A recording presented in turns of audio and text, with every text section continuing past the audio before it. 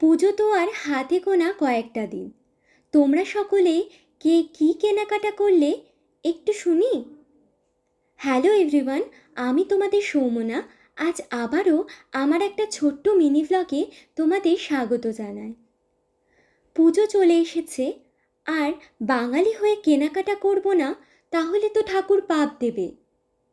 আরে, এটা নিতান্তই আমার মনের কথা। আর পুজোতে কেনাকাটা করতে যাওয়া মানেই ভালো মন্দ কিছু খাওয়া দাওয়া করা। ছোট থেকেই পুজোর বাজার করতে যাওয়ার নাম শুনলেই একসাথে ডাবল খুশি হতাম। কেন, তা তো তোমরা নিশ্চয়ই বুঝতেই পারছো। আচ্ছা, আমার মতো কাদের কাদের পুজোর বাজার করতে গিয়ে না খেয়ে বাড়ি ফিরতে মন চায় না, কমেন্টে কিন্তু জানি অবশ্যই। আর এখন তো শপিং স্টোর এত হয়ে গিয়েছে যে একদিনে একটা দোকানে সব মন পছন্দ মতো কিছু পাওয়াও যায় না। তাই অগত্যা একাও গিয়েছি, তবে আনন্দ পেয়েছি সকলে মিলে গিয়ে।